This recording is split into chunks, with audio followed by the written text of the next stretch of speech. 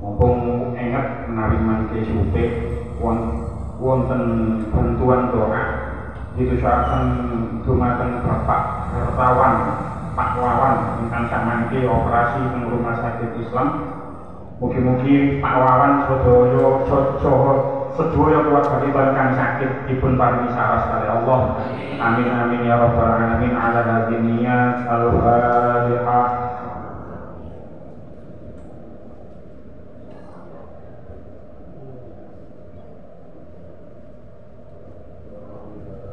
Bismillahirrahmanirrahim. Kita lanjutkan surah Al-Baqarah ayat 111. Qala Allah Ta'ala fil Qur'anil Karim, A'udzu billahi minasy syaithanir rajim. Bismillahirrahmanirrahim. Wa man adzlamu mimman mana'a masajidallahi an yuzkara fiha ismuhu wa sa'a fi kharabiha. Ulaika ma kana lahum an yadkhuluha illa khaifin. Lahum fid dunya khizyun wa lahum fil akhirati 'adzabun 'adzim. Wa man utawi sapa iku azlamu luwih kaningaya mimman tinimbang saking wong mana akan ngalang-alangi supaya siman masajidallahi ing pira-pira masjid Allah ayyuzkara ing yen to ditutur fiha ing dalam masjid apa ismuhu asmani Gusti Allah wa sa'alan tumindak supaya siman mana fi kharabiha ing dalam merusak masjid. Ulaika utai mengkono-mengkono mana iku makana ora ono iku lahum kedue ulaika apa ayat fuluha yen to mlebu sapa ulaika ha ing masjid illa khaifin angin padha wedi kabeh. Iku lahum tetep kedue uli ujue di ujung ini, kata, ikut lagu itu tetap kedua dia mana yang tersimpan kepada ujung ikut lagu kedua mana di dunia yang dalam dunia apa khizyun ino walaupun lagi tetap kedua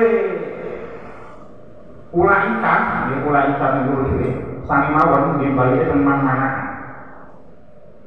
walaupun nanti tetap kedua ulaika atau man mana fil akhirat ing dalam akhirat azab utai siksa azimun kang agung. Wa man adzlamu mimman mana'a masajidallahi ayyuzkara fiha ismuhu wa sa'a fi kharabiha. Dan siapakah yang lebih zalim daripada orang-orang yang melarang di dalam masjid-masjid Allah untuk menyebut namanya dan berusaha merobohkannya. Ulaika ma kana lahum an yadkhuluha illa khaifin. Mereka itu tidak pantas memasukinya kecuali dengan rasa takut kepada Allah. Walahum fil akhirat lahum fid dunya khizyun wa lahum fil akhirati 'adzabun 'adzim. Dan mereka mendapat kehinaan di dunia dan di akhirat mereka mendapat azab yang berat. Asbabun nuzul ayat ini, asbabun nuzul ayat ini sangat banyak. Terus rada angel panjenengan iki wau. Angsal nerangoi, angsal belajar. Terus kula maca beberapa tafsir, kula sebut tafsire nggih. Termasuk terangkat tafsir karangane Syekh Jalaluddin Asyuti, yaitu tafsir Ad-Durrul Mansur. Syekh Jalaluddin Asyuti ini mengarang sebuah kitab, kitab yang berisi tentang sebab-sebab turunnya ayat Al-Quran. Ini sebab-sebabnya turunnya ayat Al-Quran dirangkum sedaya, ditulis sedaya tentang kitab sing jenenge Lubabun Nuqul fi Asbabin Nuzul. Nah, Syekh Jalaluddin Asyuti ini mungkin kita sampun masyhur dengan sebuah tafsir yang mempunyai nama tafsir Jalalain. Niku lek sing nate mondok pas insyaallah lek mondok rada suwe iki mesti tau ngaji tafsir Jalalain. Nah, tafsir Jalalain niku dari nate wajan nonton mriki. Awalnya yang mengarang tafsir Jalalain itu seorang yang bernama Jalaluddin Al-Mahalli. Syekh Jalaluddin Al-Mahalli niku ngarang tafsir, niku aneh, kirangan ya apa ceritane. Ngarang ini ket surah Al-Kahfi. Terus surah Al-Kahfi ditulis ngantos surah An-Nas. Lajeng sak tulis surah An-Nas, lajeng Syekh Jalaluddin Al-Mahalli niku nulis surah Al-Fatihah. Maksudnya mangke diterusno Al-Baqarah, Ali Imran, An-Nisa dan seterusnya sampai Al-Isra. Dilarang Syekh Jalaluddin Al-Mahalli niku sedo. Terus wakilah Syekh Jalaluddin Asyuyuti saderenge Syekh Jalaluddin Al-Mahalli saderenge sedo niku wasiat marang salah satu muridnya. Muridnya sami jenenge Jalaluddin juga. Tapi Jalaluddin Asyuyuti. Tapi wakilan yang menurut pendapat yang lain maneh Syekh Jalaluddin Al-Mahalli teko teng ngipine Syekh Jalaluddin Asyuyuti perintah supaya nerusno kitab tafsire teko surah Al-Baqarah sampai surah Al-Isra. Sehingga akhirnya tafsir yang belum selesai itu ditulis dilanjutnya oleh murid yang jenenge Syekh Jalaluddin Asyuyuti. Lalu jadilah tafsir Jalalain. Jalalain itu dua jalal. Jadi Jalalaini, jalal loro. Karena sing ngarang gurune Jalaluddin Al-Mahalli terus diterusno karo murid sing jenenge Syekh Jalaluddin Asyuyuti. Makanya ini penjenengan yang tahu ngaji Jalalain itu mesti waktu aneh. Fatihah itu nang budi. Jadi jangan tinggal Jalalain pertama mesti Al-Baqarah. Itu untuk membedakan bahwasanya sing ngarang Al-Baqarah sampai Al-Isra iki Syekh Jalaluddin Asyuyuti murid. Mungkin surah Al-Kahfi sampai Al-Fatihah sing budi dhewe itu Jalalain itu yang mengarang adalah gurunya Syekh Jalaluddin Al-Mahalli. Nah, penriku penkitab sekarang Syekh Jalaluddin Asyuyuti asbabun nuzul ayat niki kula waca akhraja Ibnu Abi Hasan min at-tariqil madhkur ini lek dugi wafi'e min at-tariqi Sa'id al-Ikrimah an Ibni Abbas. Jadi diriwayatkan dari Ibnu Abbas anna Quraisyan mana'u an-Nabiy sallallahu alaihi wasallam as-sholata indal Ka'bati fil Masjidil Haram fa anzalallahu hadhil ayat. Sesungguhnya orang-orang Quraisy itu mencegah Kanjeng Nabi sholat di sekitar Ka'bah di dalam Masjidil Haram, maka turunlah ayat ini. Terus menurut pendapat yang lain di kitab yang sama kalangan Syekh Jalaluddin Asyuyuti, wa akhraja Ibnu Jarir an Ibnu Zaid, diceritakan dari Ibnu Jarir dari Ibnu Zaid nazarat fil musyrikina hina sabtu Rasulullah amman kata yaumal Hudaybiyah. Turunnya ayat ini itu berkenaan dengan orang-orang musyrik yang mencegah Kanjeng Nabi masuk tenggone Mekah ketika itu Kanjeng Nabi berada di Hudaybiyah. Jadi ayat ini menurut keterangan Syekh Jalaluddin Asyuyuti, makanya kalau sebut bala-balik untuk nanti membedakan dengan keterangan yang lain. Menurut keterangan dari Syekh Jalaluddin Asyuyuti, ayat ini turun berkenaan dengan peristiwa Hudaybiyah. Peristiwa Hudaybiyah itu terjadi pada tahun 6 Hijriah. Terus Kanjeng Nabi sampun teng Madinah selama 6 tahun. Pada itu pada waktu 6 Hijriah itu Kanjeng Nabi niku ngipi umroh teng Mekah bareng-bareng karo para sahabat. Nggih. Terus nang Masjidil Haram njupuk kunci Ka'bah. Nggih ngipi nang jero niki yo tawaf goyo yo sa'i sampai tahallul. Bahkan diceritakan saking detailnya mimpinya niku Kanjeng Nabi sampai mimpi niku ana sing tahallul niku gundul, ana sing tak gundul. Tahallul itu kan tak kudu gundul. Tapi lek haji akhirnya gundul. Gundul apa boten sampeyan? Gundul. Kalau lek haji nggih gundul. Lek umrah boten gundul. Jadi boten tapi sing apik gundul. Nah, Kanjeng Nabi itu sampai mimpi seperti ini, saking detailnya, terus matur marang para sahabat. Aku lari mimpi koyo ini, ayo siapno sahabat, ayo berangkat main Mekah, ayo umroh. Akhirnya Kanjeng Nabi mengumpulkan para sahabatnya, terus berangkat kali salah satu garwane sing bernama Ummu Salamah.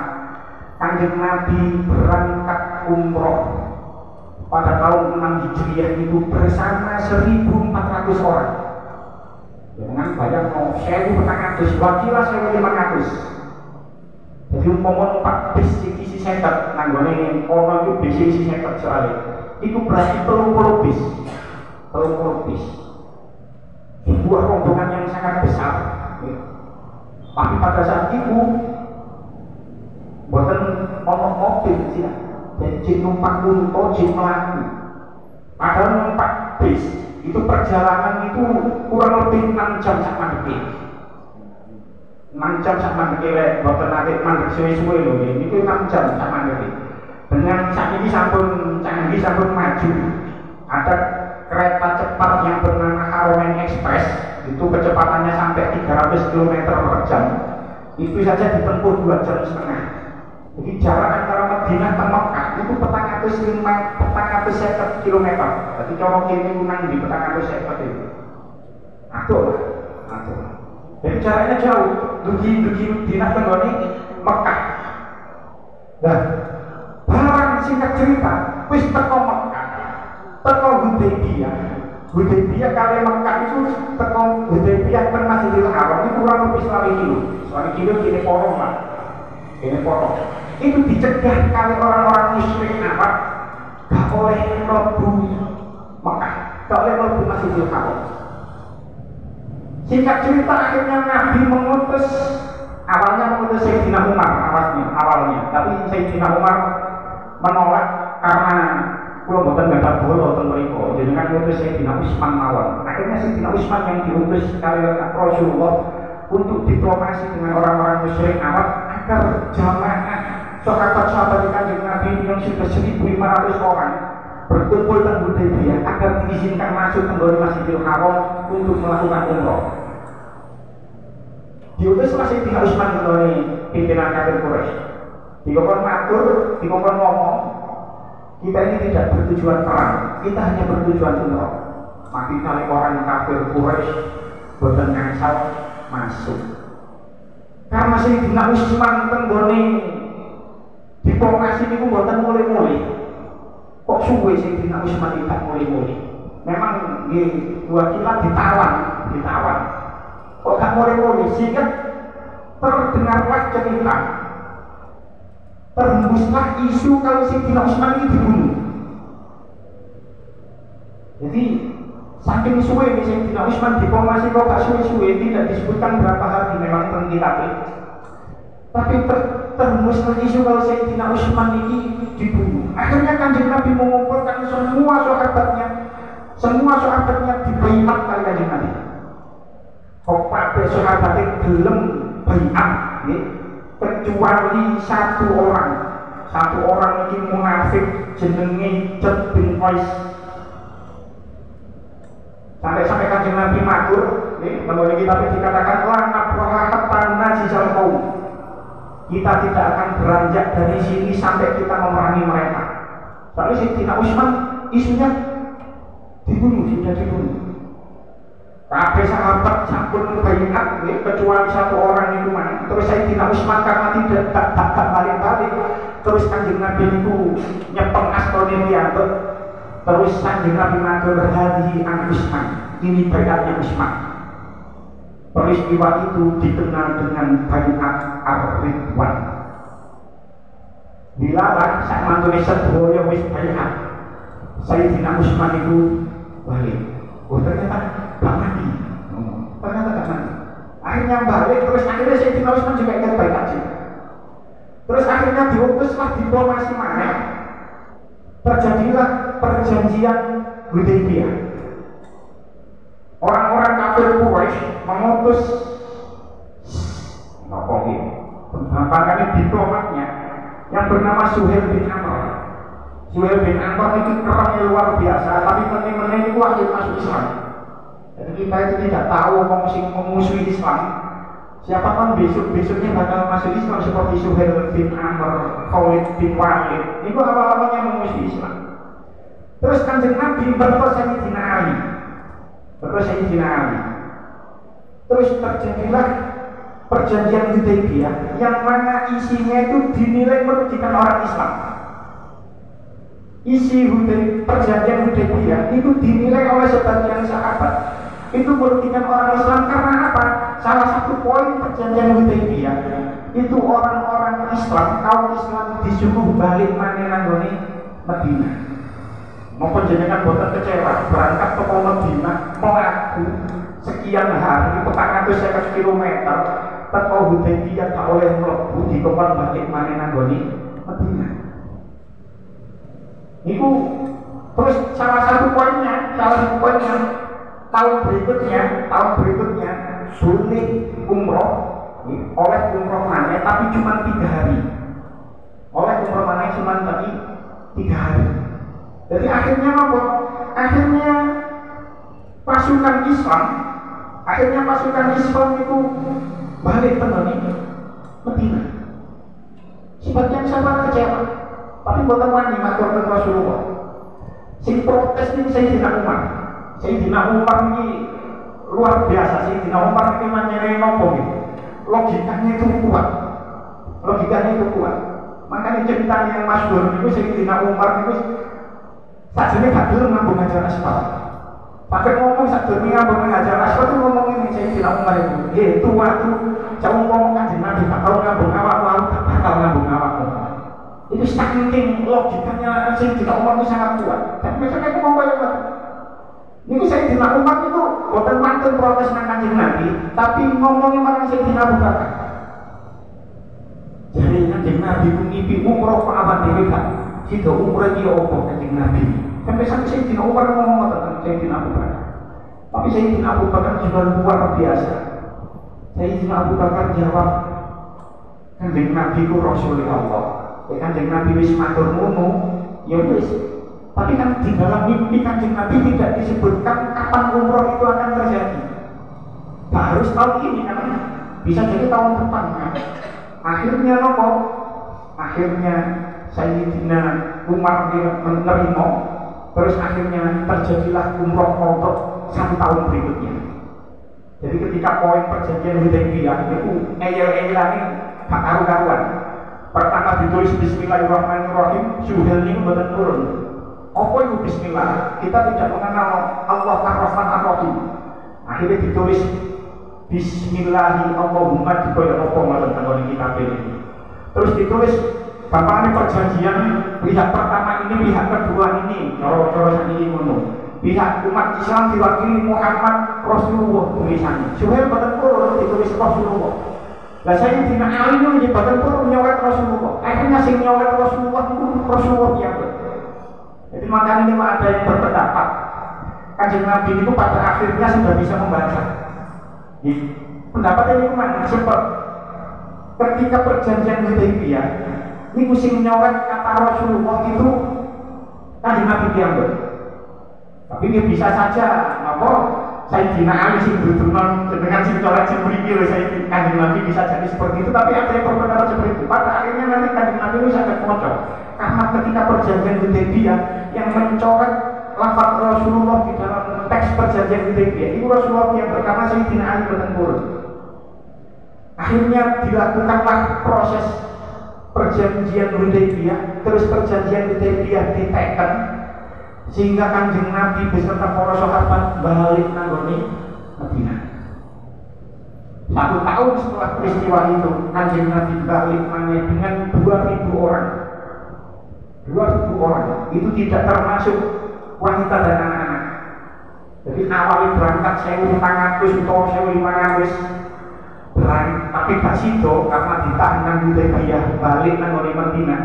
Mantun itu setahun berikutnya tahun 7 Hijriah Kanjeng Nabi berangkat beserta 2.000 para sahabatnya. Dan ketika itu berangkat Madinah itu lagi diserang penyakit demam. Madinah diserang penyakit demam. Orang-orang Mekah tahu ya kalau Madinah ini musuhnya wong dering, wong loro kabeh. Akhirnya nopo karena orang-orang dari Madinah ini dugi, itu tenggone Mekah, kabeh tawaf, kabeh umroh. Itu orang-orang kafir Quraisy niku ningali saking bukit. Jadi kan dia Mekah itu berada di lembah bukan Mekah, Ka'bah, Masjidil Haram itu berada di lembah, dikelilingi gunung-gunung. Saya gunung-gunung itu dikelilingi kabeh, dikelilingi gedung-gedung. Karena Ka'bah itu berada di lembah nang nisor nang cekungan nisor, sehingga ketika para sahabat 2000 sahabat datang dan sudah terdengar kalau orang-orang Madinah di Madinah itu terserang penyakit demam, orang-orang kafir Quraisy niku padha delok tekuk bukit, delok teko ndukur, ayo didelok orang-orang wong-wong Islam ini sing lemah-lemah ini. Karena dia habis melakukan perjalanan jauh terus terserang penyakit demam. Karena Rasulullah niku semerat lek ditinggali dengan orang-orang kafir padha ndelok nang ndukur bukit, sehingga Rasulullah memerintahkan kepada para sahabatnya untuk berlari-lari kecil pada 3 putaran pertama. Jadi makanya itu menjadikan sunnah. Jadi sajane tawaf ketika 3 kali putaran pertama niku lari-lari kecil, kecuali kita ke rukun Yamani sampai Hajar Aswad itu berjalan. Baru ke Hajar Aswad muter sampai rukun Yamani lari-lari kecil. Itu dilakukan 3 putaran pertama. Barang ngerti, ternyata orang-orang Islam masih kuat-kuat kabeh. Memang Kanjeng Nabi memerintahkan para sahabat untuk melakukan lari-lari kecil itu untuk menunjukkan bahwasanya kaum Islam ini tidak lemah, mempunyai kekuatan fisik yang kuat. Ketika mulai putaran keempat, orang-orang kafir itu wis podo mudun ke pondok. Terus Kanjeng Nabi matur, wis tak usah melayu. Akhirnya ketika putaran keempat jalan. Jadi apa yang dilakukan oleh Rasulullah sekali itu sudah menjadikan sunnah. Jadi ya sing nom-nomnya kan kayak pulang dia kuat-kuat mawon 3 putaran pertama lari kuat-kuat mawon, tapi yang pun sepuh-sepuh ya gak bisa ngomongane dengan kondisi sing sampun petang misalnya haji pasir seperti itu luar biasa nih buatan sakit. Tapi lek stasiun umroh terus buatan pasir atau manage waktu-waktu sing awan sore buatan sepiro wangi ini bisa melakukan lari-lari kecil pada 3 putaran pertama.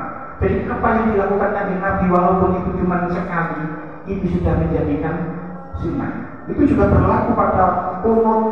Makanya kulo panjenengan kunut subuh itu karena Kanjeng Nabi pernah melakukan kunut, tapi tidak setiap waktu Kanjeng Nabi kunut itu gak subuh terus-terusan kunut tidak. Tapi ya juga usah diterusno. Kanjeng Nabi biar tahu kodok sholat berarti lak sinnalan kodok sholat aja diterusno ngono wis cukup nang ngono ae. Jadi apa yang dilakukan oleh Kanjeng Nabi tawaf melakukan lari-lari kecil pada 3 putaran pertama itu adalah sunnah dan itu berlaku sampai saat ini. Akhirnya ketika itulah atas peristiwa Hudaybiyah itulah ayat ini turun. Itu pendapat yang pertama. Jadi ini ayat ini menunjukkan bahwasanya ini ada hubungannya dengan orang-orang musyrik Arab yang mencegah Kanjeng Nabi dan pasukan dan sahabatnya ketika itu mau umroh di tahun 6 Hijriah, tapi ternyata dihadang oleh orang-orang kafir Quraisy pun. Pendapat yang kedua, tafsir Al-Munir karena Syekh Wahbah Az-Zuhaili.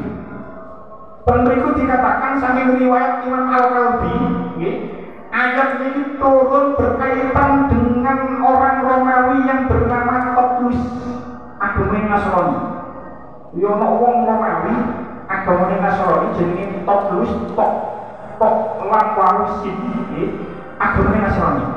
Nah, mereka itu menyerbu Bani Israel, orang-orang Romawi itu sing agama Kristen menyerang Bani Israel, membunuh orang-orang Bani Israel, menawan kaum wanita dan anak-anak, mengubah Taurat dan meruntuhkan Baitul Maqdis.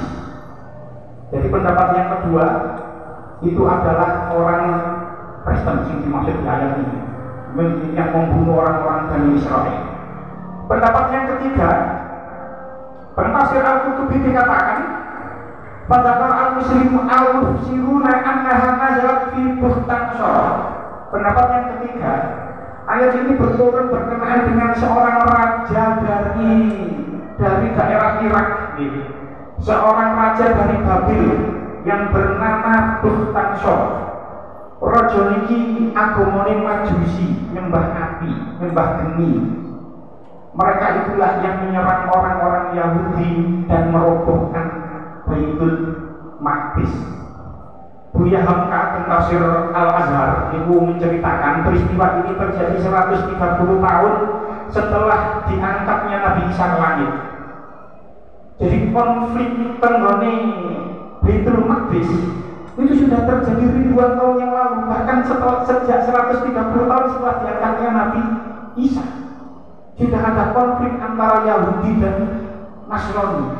Ono Islam teko, konflik tiga agama terjadi sampai saat ini. Mungkin insya Allah akan ceritanya kelanjutannya.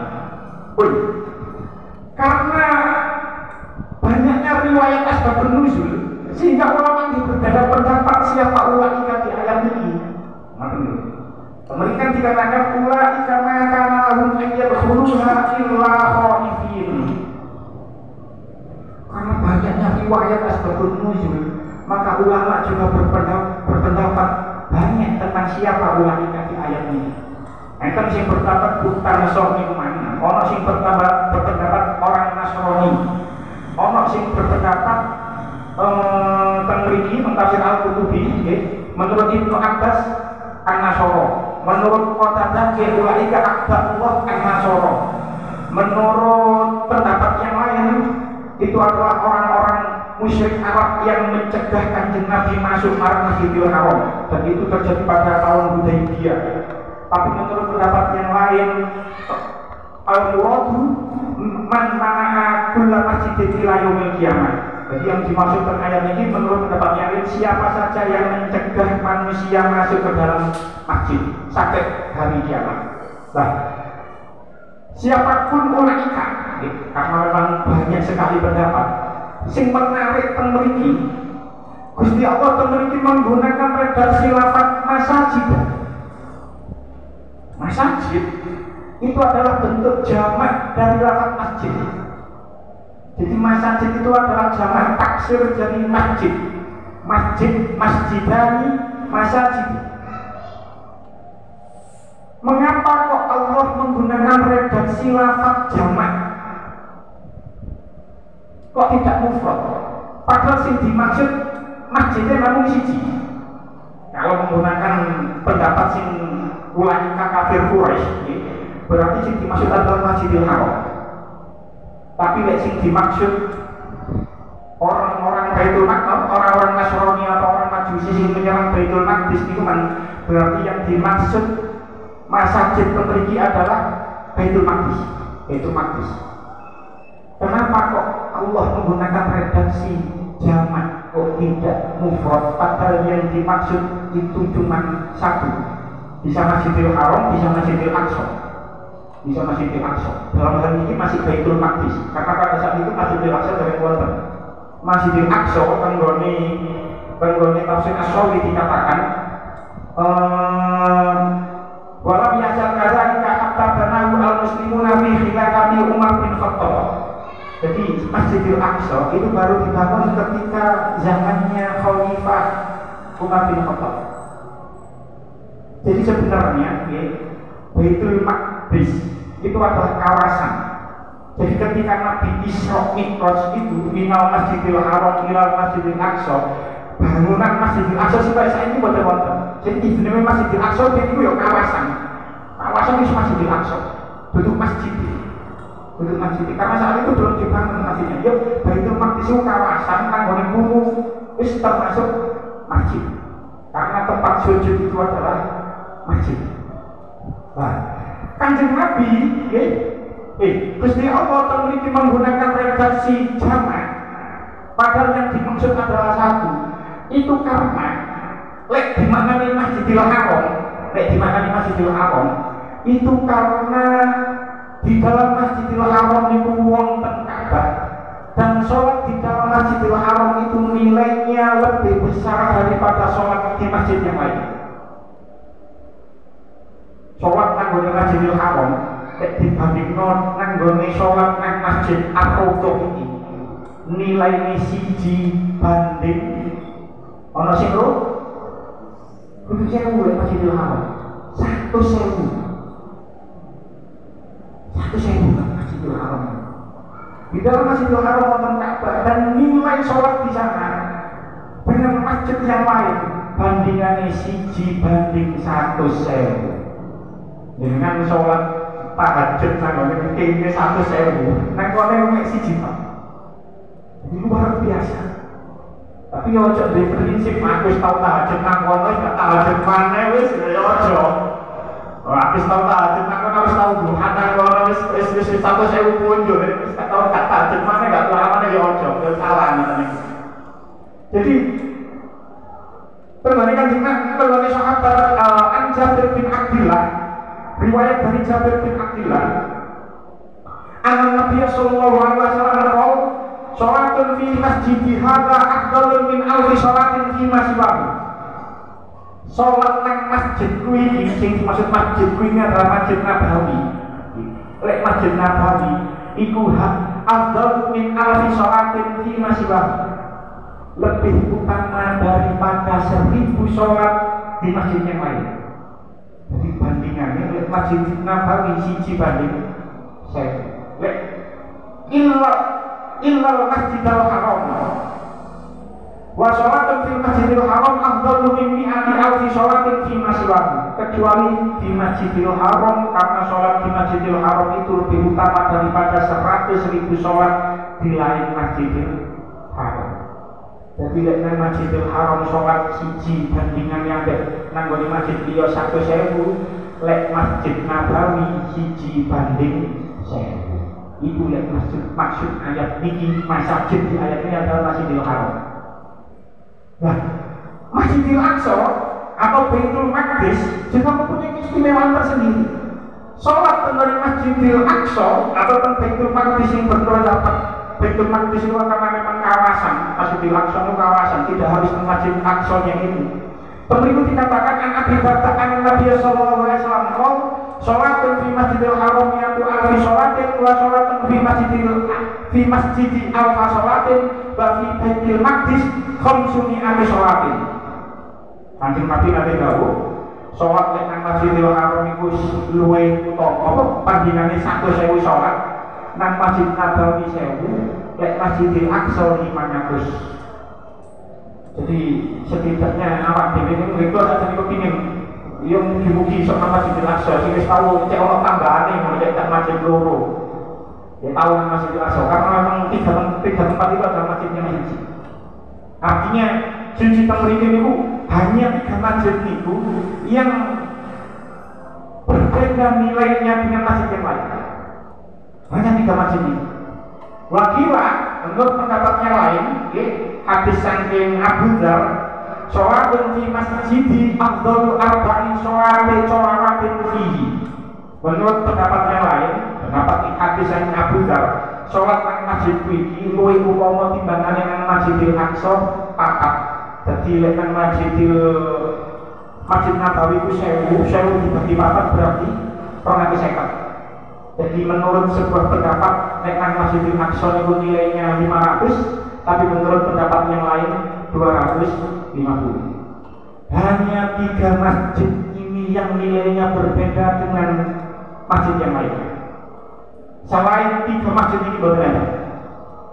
Jadi jenengan, misalnya ketika 10 hari terakhir Ramadan, tak usah doa nang masjid ngampel, tak usah doa nang goni diri, cukup rame nang masjid kampung kita.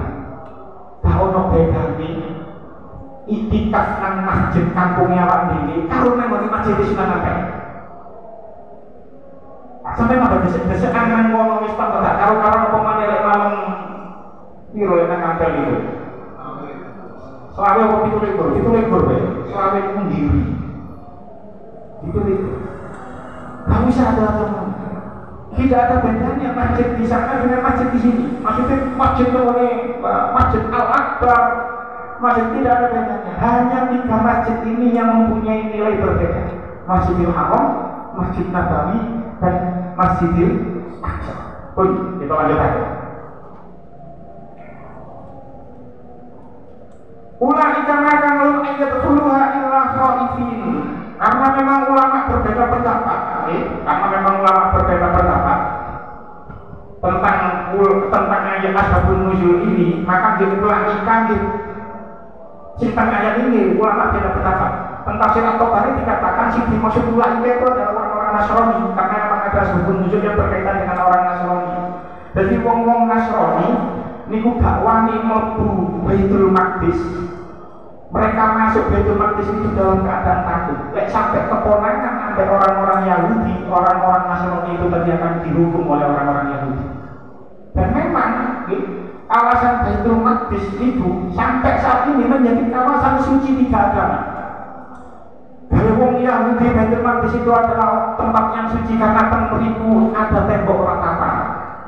Bagi orang Nasrani juga ada tempat yang suci karena di situ lahirnya Yesus Kristus.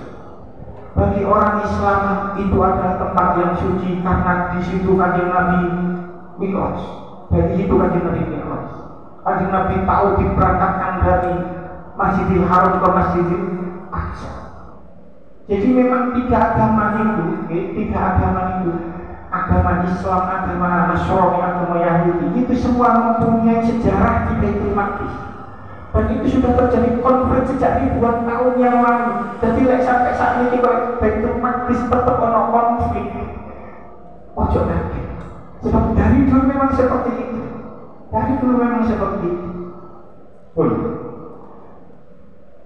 Menurut pendapat yang lain, menurut pendapat yang pertama, ulaika kan Nasrani, orang-orang Nasrani sing nyerang orang-orang Yahudi ini pun. Menurut pendapat yang lain, sing dimaksud adalah orang-orang musyrik Arab.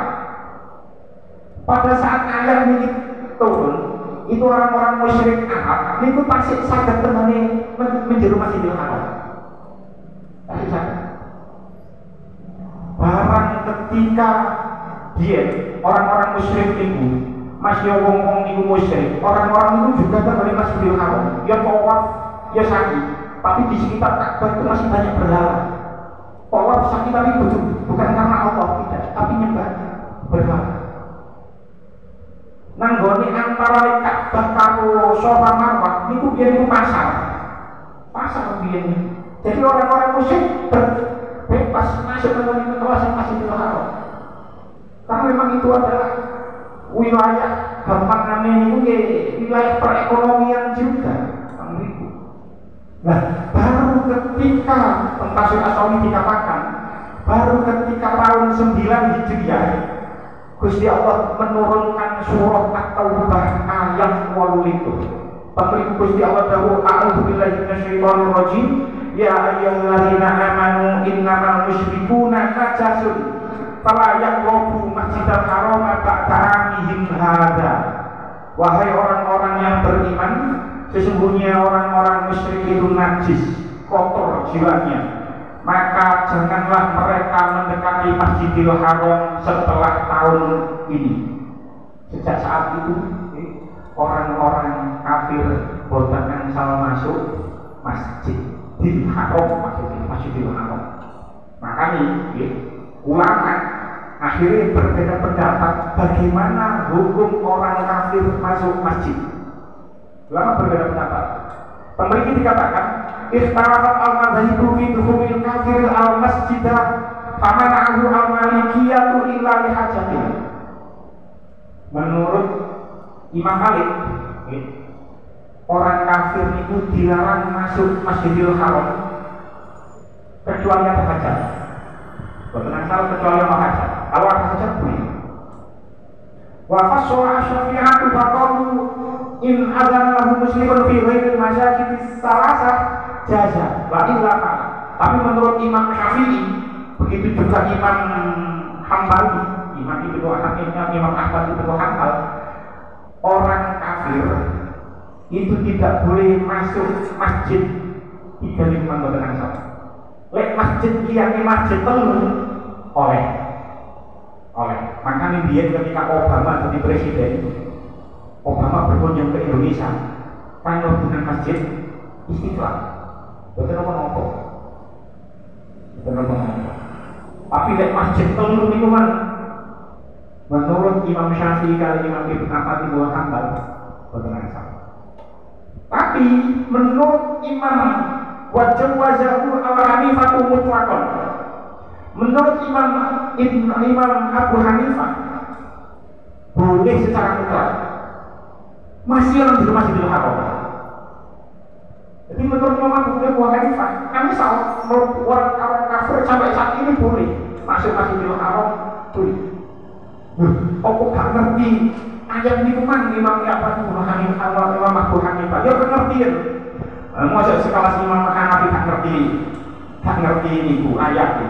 Cuma maksudnya ayat ini menurut Imam Abu Hanifah, setelah ayat itu turun, orang-orang musyrik gak oleh manen tawaf nanggone Ka'bah, gak oleh manen tawaf dengan keadaan telanjang. Dia itu wong-wong manen zaman tasik jahiliyah, orang-orang kafir Quraisy, orang-orang musyrik itu tawaf nang Ka'bah oleh musuh. Setelah ayat ini turun, orang-orang musyrik gak oleh manen tawaf, gak oleh manen tawaf dalam keadaan musuh. Pun kita lanjutkan. Nah, hebatnya mana? Imam Madzhab Ahmad sudah mengeluarkan pendapatnya masing-masing. Hebatnya lagi, Wahabi itu keluar dari semua pendapat imam-imam. Menurut paham Wahabi, dan Wahabi itu adalah paham yang dianut oleh pemerintah Saudi Arabia. Orang kafir dilarang masuk Mekah dan Madinah. Ini orang kafir melebu Mekah, kafir melebu Madinah. Ini kok ada perbatasannya. Dulu paspor sih, agamane apa? Oh ini tujuan umroh, ini ziarah. Betul apa? Tapi hebatnya orang-orang Wahabi itu keluar dari semua pendapat imam-imam. Terus berpendapat semua orang kafir tidak boleh masuk Mekah, tidak boleh masuk Madinah mutlak. Meskipun kadang-kadang wong yang ini wong Wahabi, kadang-kadang wong Wahabi itu teman-teman. Kalau tahu piambak, kalau pas saya haji, kalau tahu karena itu di depan mata saya sendiri, ono wong kira-kira wong Madura, kira-kira wong Madura. Karena memakai seragam haji, Ketika ke Madinah, niku dheke delok ono wong gede dhuwur, jenggoten kaya serbane ate wong kene golok ini kan. Digolok ini tapi warnane abang. Jenggote lah. Pikirin jamaah Indonesia ini, wah iki syekh gede. Iki kiai gede. Akhirnya disalami kalau jamaah Indonesia ini mah. Disalami. Karena si disalami ini anggapan kiai gede. Disalami itu diambung ini. Diambung ini mah diwamuk jamaah Indonesia ini mah. Diarani haram. Kau lagi ini haram, kau lagi haram. Rokok itu hanya untuk Allah. Dianggap salaman dulu ini dianggap rokok. Kau lagi haram. Rokok hanya untuk Allah. Bahasa Indonesia itu ngomong bahasa Indonesia. Kalau yang ngerti lah bahasa Arab dari ngomong ngamuk-ngamuk itu bahasa Arab. Kalau paham, rokok itu hanya untuk Allah. Tidak boleh manusia rokok sesama manusia. Musyrik. Nanti ngomong Arab. Ya seperti itu. Mana wah berikan kaya teman-teman. Wong Arab itu nang kono gak sawah. Lek dhek ngerti wong nang berpani rokok kabeh. Ya wong kafir itu wong petani kafir kabeh, musyrik kabeh soal rokok. Wong nang berpani rokok dulu kabeh rokok kabeh. Gak oleh jadi wong Yahudi nek wong Wahabi kuwi. Jadi kadang-kadang nggih tenang-tenang kadang-kadang orang Wahabi. Tapi hebatnya itu kan keluar dari semua itu tadi, semua pendapat ulama itu. Semua orang kafir, semua orang yang tidak beragama Islam haram masuk Mekah, haram masuk Madinah, dan itu terjadi sampai saat ini.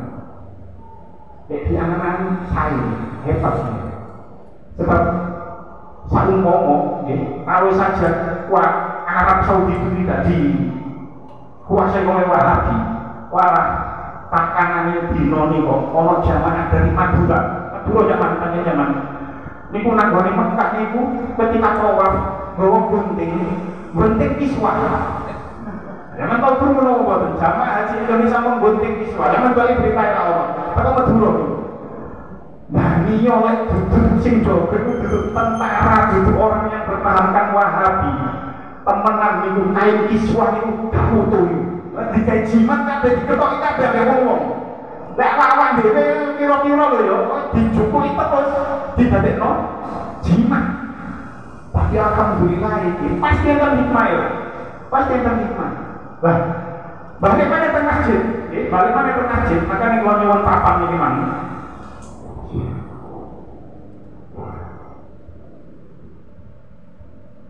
Salah satu pendapat itu mengatakan ini memang Masjidil Haram, ini masih Majid tengah ayat ini.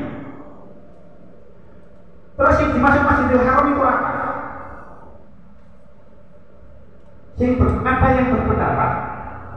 Yang dimaksud Masjidil Haram itu yang masjid itu. Masjid itu. Enten sing berpendapat yang dimaksud Masjidil Haram itu bukan masjidnya saja, tapi semua tanah haram.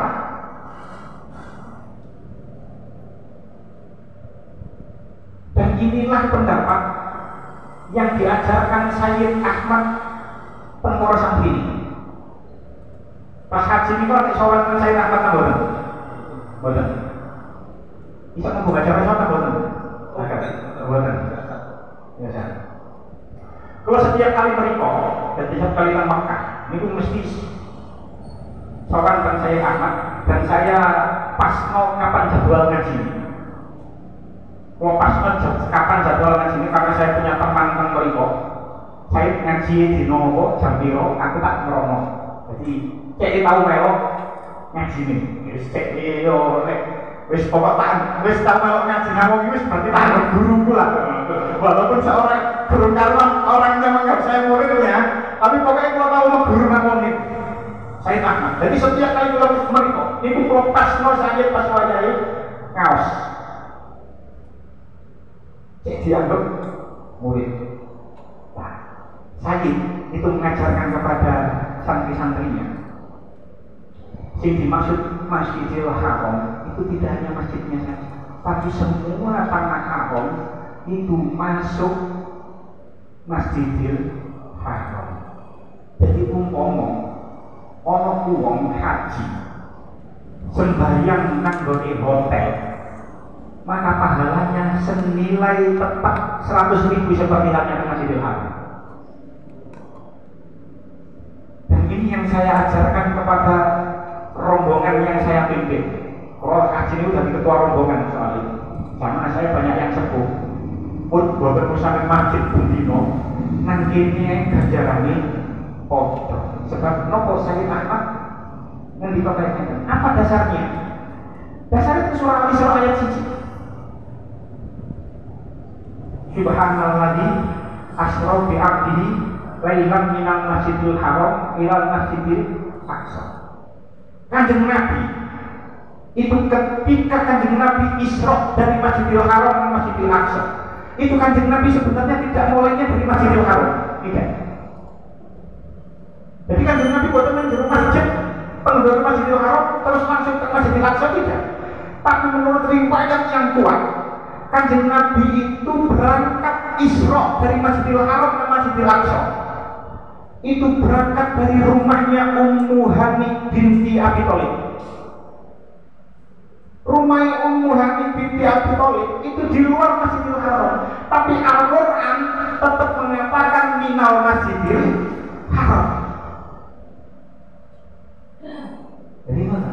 Jadi minal Masjidil Haram, walaupun nanti Nabi Isra-nya tidak dimulai dari Masjidil Haram, yaitu dari rumahnya Ummu Hani, tapi Al-Quran tetap menyebut minal Masjidil Haram. Makanya niku setiap ibadah yang dilakukan, walaupun itu tidak di dalam Masjidil Haram, selama itu tentang haram, maka pahalanya juga senilai dengan apa yang dilakukan di dalam Masjidil Haram.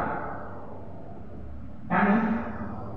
Dia mesti umroh, itu dia kalau mau umroh itu keluar saking tanah haram. Jadi makanya kalau nyuwun nopo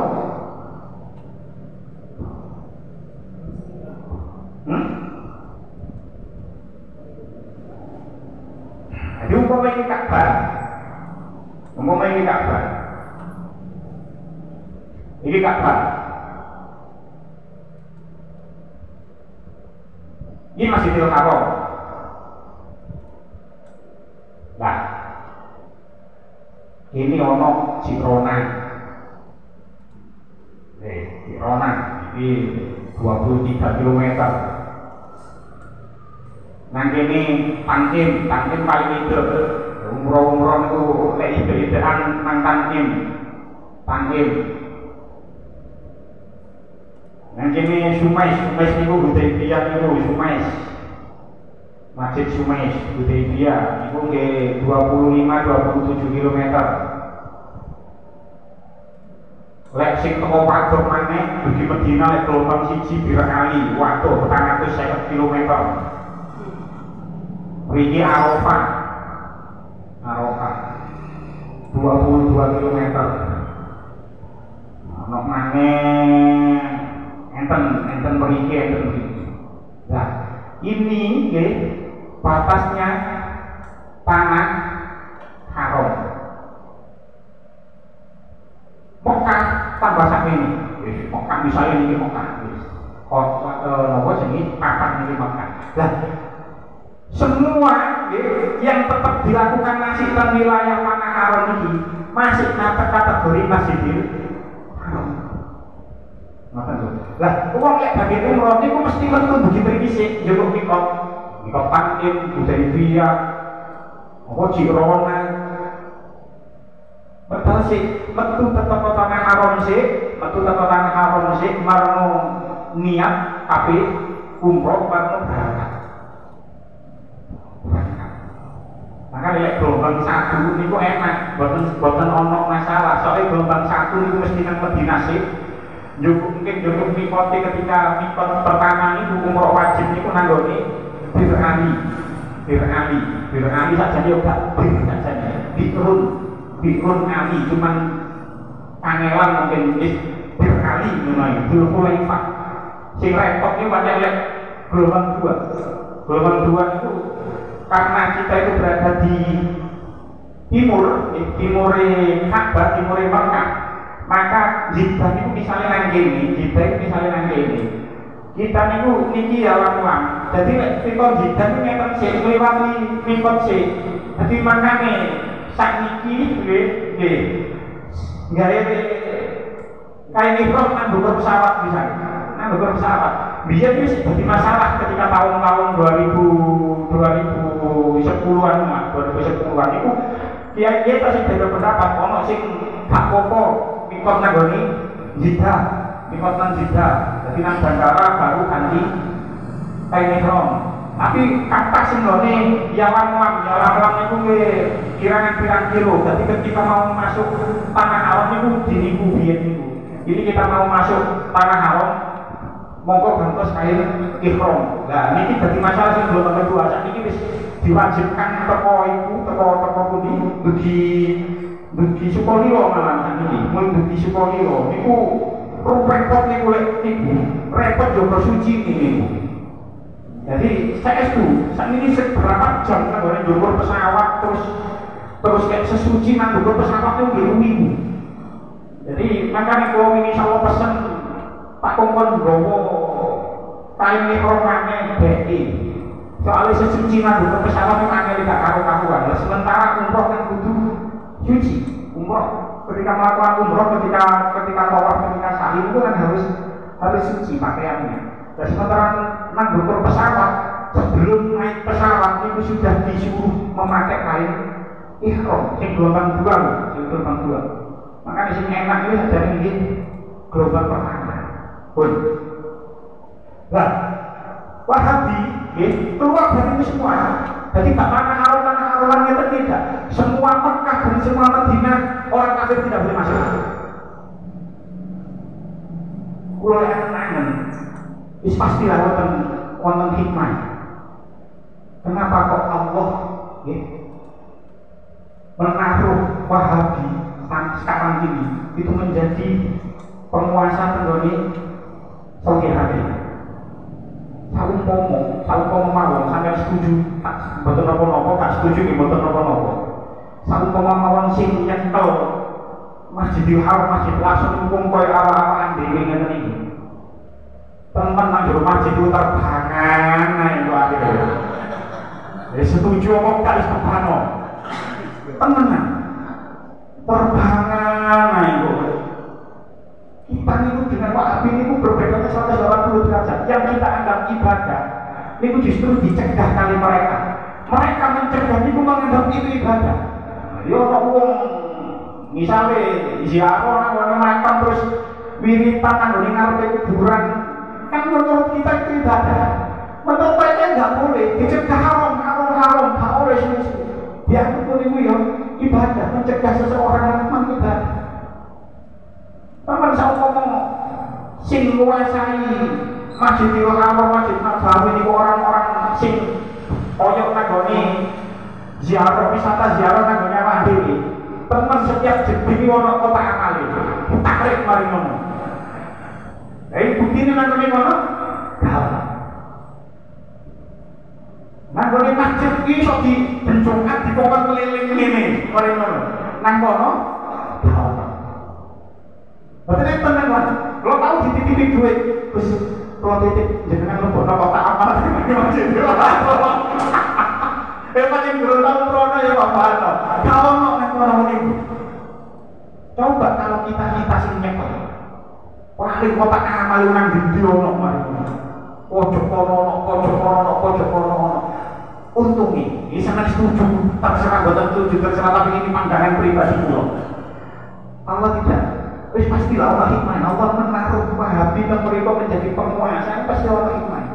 Seandainya kita di golongan-golongan yang apa dia di sini nyekel, wis tambah karu-karuan, kira-kira lo. Wis ono terbangan terus kembang-kembang nang ndi. Wis karu-karuan kok aja wis tambah mengganggu kekusukan. Wis mesti koyo ngene iki tulisan. Jadi di satu sisi walaupun Wahabi ini kadang-kadang benar-benar, tapi di satu sisi seperti kayak ini itu lebih baik. Orang kafir dilarang masuk Mekah, dilarang masuk Madinah secara mutlak. Pun ayat terakhir lahum fid dunya khizyun. Lahum fid dunya khizyun. Mereka mendapatkan kehinaan di dunia. Yang dimaksud sing dimaksud itu orang-orang ulaika, sing dimaksud ini adalah orang-orang kafir Quraisy. Maka yang dimaksud kehinaan di ayat ini adalah orang-orang kafir mengalami kekalahan ketika Fathu Makkah. Jadi mereka kalah. Sing dimaksud orang-orang Nasrani maka peristiwa penaklukan Konstantinopel. Ini tentang Al-Qutubi dikatakan seperti ini. Sing dadi makane ulama kata memiliki makan ulama beda pendapat. Sing dimaksud orang Islam ini berarti vision di dunia, yaitu mereka mengalami kekalahan dan terbukti dengan adanya peristiwa Fathu Makkah. Ulama kata Nasrani berarti penaklukan Konstantinopel. Ayat terakhir walahum fil akhirati adzabun adzim, dan mereka mendapat azab yang berat, yaitu sing dimaksud akhirat, yaitu sing dimaksud adalah neraka. Pun cekap semanten mugi-mugi tadi keterangan manfaat. Pun mantun apa namanya? Rabiul Awal sampun mangkel. Terus kula waca teng kitabe. Dan kitabe kula waca niku selawat sing biasa kita waca niku hendaknya kita baca setiap sebelum tidur ping 70. Jadi ceritanya seperti wong sing nglanggengno maca iki kabeh turu ping 70, maka suatu hari nanti dia akan mimpi bertemu Rasulullah. Mugi-mugi ya kula kali panjenengan iso ngamalno iki sehingga kula kali panjenengan suatu hari nanti bisa bermimpi bertemu dengan Rasulullah dan ditakdir saged ziarah tentang Rasulullah. Amin amin ya rabbal alamin. Bismillahirrahmanirrahim. Wa yassirlana umurana wa umuratina wa dunyana wa akhirana. Wa yassirlana wa auladina wa dzurriyyatina wa jama'atina ziyarata Makkah wa Madinah bil haji wal umrah marratan ba'da marrah bi rahmatika ya arhamar rahimin. Wa yassirlana ziyarata Masjidil Haram. Wa yassirlana ziyarata Masjidin Nabawi wa yassir lana ziyarata Masjidil Aqsa. Rabbana atina fid dunya hasanah wa fil akhirati hasanah wa qina adzabannar. Sallallahu alaihi wa sallam ala nabiyyina wa sallallahu alaihi wa sallam. Alhamdulillahi rabbil alamin. Wassalamu alaikum warahmatullahi wabarakatuh.